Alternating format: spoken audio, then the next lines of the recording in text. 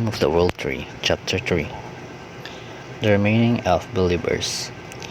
Eve still couldn't understand how she had managed to connect to the internet of her past life, but thinking of her past life's cause of death, she began to have some guesses within her heart. She remembered that in her previous life, she had enjoyed playing VR games on a virtual capsule moments before dying, and the cause of death seemed to be due to several days of sleeplessness. Yes, the last piece of information that had just emerged seemed to be about her. Virtual reality tech was a new type of technology that has become increasingly popular in recent years back on Earth. Its principle was to directly connect a person's consciousness to the network and create a virtual reality world. Eve suspected that it was because she had died while still connected to the internet, so her consciousness had somehow established a kind of link with the internet world for some reason. Not only that, but by comparing the flow of time on both sides, Eve found out that the flow time in Segis was about 4 times faster than that of Earth. So, what does this all mean? Can she still contact her family after crossing over this side?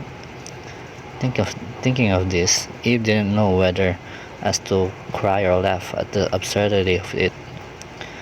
Why only now, when she had already decided to embrace a new life and forget everything from the past? But for some reason, she felt a bit reluctant. Hope is such a strange thing.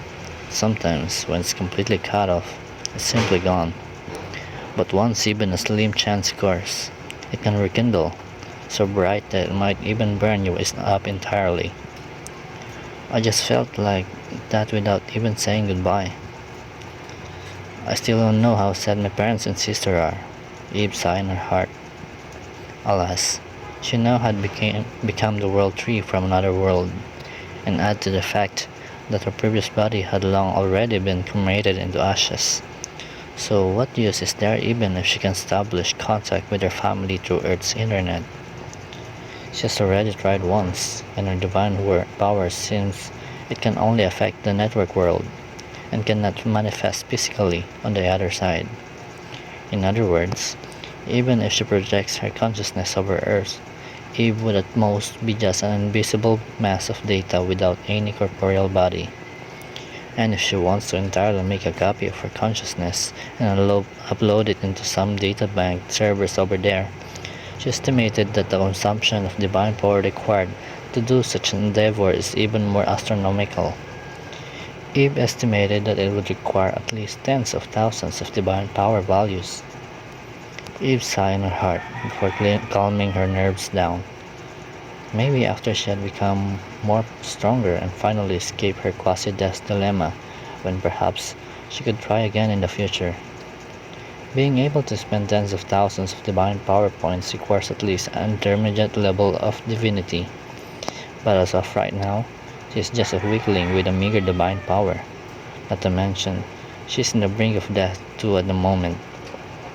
Mundane divinity, weak divinity, intermediate divinity, strong divinity, and finally great divinity. She still has a long way to go. Moreover, her current priority is something else instead. Looking at her pitiful status screen, Eve sighed in her mind once again before closing it down.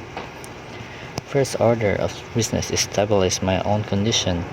A god who's about to die is as good as an easy mob full of golden loots. At least for now, my goal is to position myself well here in the mortal realm. I'll stand firmly on my own feet first, then consider other things afterwards. At this moment, Eve finally decided on a long-term goal for the future. That is to make herself strong and gain true freedom.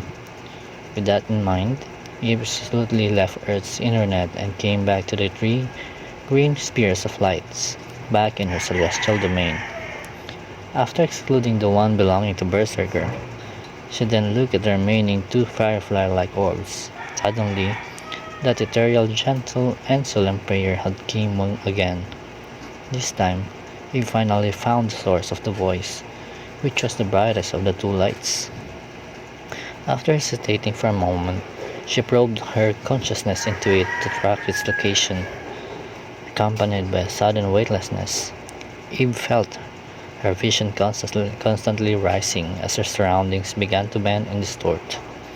Soon, she exited her celestial domain, and her consciousness was pulled in a certain direction, flying towards it as if being pulled through the link. After a moment of dizziness, Eve soon found herself in a towering temple.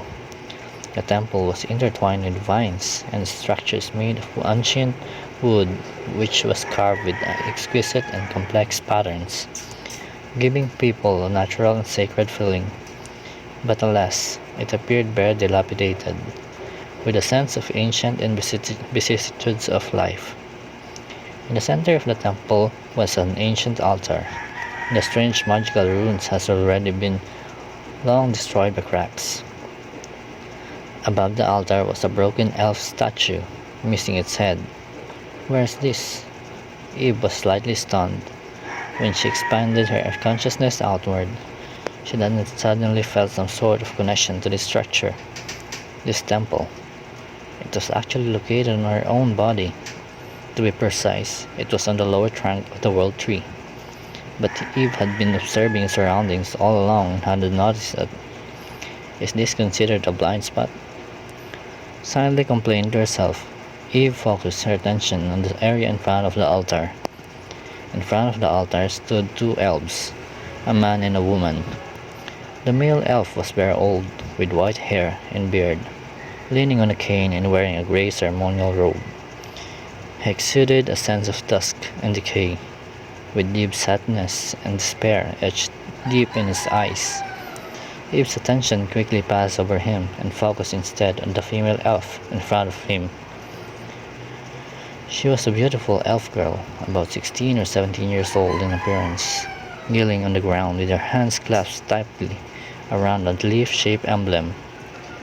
She had her head slightly bowed, with her eyes closed, and was whispering a prayer. She had also held the stereotypical classic beauty that legends often attributed to elves. Her pointed ears, slender neck, and delicate features looked incredibly holy and pure. Her fair and delicate skin was as white as the first snow, and her golden silken hair flowed like a waterfall on the ground, adding a touch of maturity to her youthful countenance. She was dressed in a gorgeous ceremonial gown as well, adorned with more intricate greenery etchings in comparisons to the older male elf. Golden patterns and vine motifs decorated her gowns with solemnity and sanctity. In addition, she made people feel inferior and unworthy to her innate natural grace and nobility. Eve then tried to bring out the elven girl's information to her mind. Alice, name Alice Swiftwind, race elf, occupation priestess of nature, level 23, high iron, patron god Yggdrasil, faith classification devout believer, title nature saintess. Everyone likes beautiful things. Seeing that our only devout believer left was such a pure and beautiful elven girl, Eve's initial disappointment dissipated in an instant. As for the other person, he was only a shallow believer. According to the information, the old male elf in front of the altar was named Samuel Swiftwind, a 30th level nature priest and druid. Both of them were mid to high level iron rank professionals, with the old elf being the highest and only one level away from advancing to the upper level fine rank. Unless something unexpected happened, these two would be her core advocates. Eve nodded inwardly in satisfaction. Her next agenda was to communicate with them and find a way to rekindle their dying faith. Eve thought for a moment, planning to use a bit of divine power to respond to them with some reluctance. But the elf girl had finally stopped praying. She opened her emerald eyes, wiped away a teardrop from the corner of her eye, sniffled slightly, and then struggled to stand up whilst propping herself up on the ground. Turning around, she gave her waiting companion a forced smile, and Alice's crisp voice was somewhat hoarse and depressed. Grandpa Samuel, the final prayers over. She has been kneeling here for 3 days and 3 nights, and all her remaining hopes have eventually turned to despair. Watching the girl's despondent expression, the elder named Samuel sighed.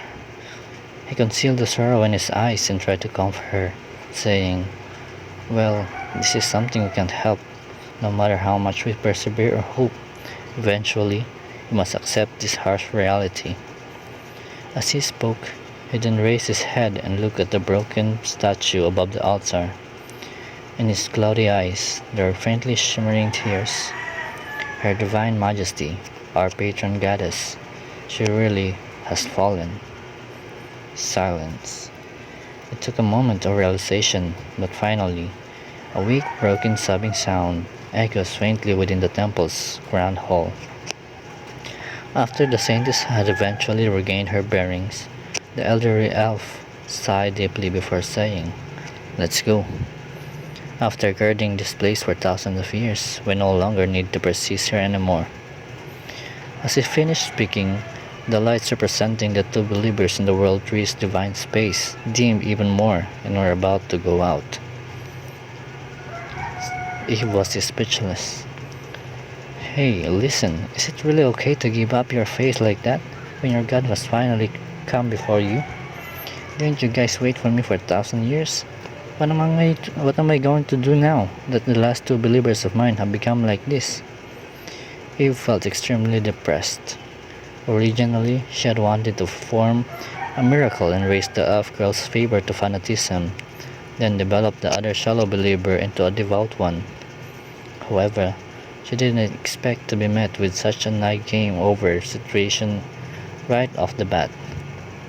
She rationally judged that if she didn't act now, then these only two indigenous believers left would soon be saying bye-bye to her. Stay calm, she reminded herself. She had just inherited the mantle of the nature goddess, and that every beginning is always difficult. If worst comes to worst, there's still good old berserker. After consoling herself, Eve then decided to use her divine power to probe her existence, but suddenly, she noticed something, and temporarily suppressed her original plan. She scanned her consciousness at a certain direction in the distance, and breathed a sigh of relief. Her divine power was still too precious to be used wantonly. My, what a lucky coincidence. Just as she was about to do something reckless, someone then offered her a far better choice, and now it seems there are even more efficient and cost-effective ways to perceive these two.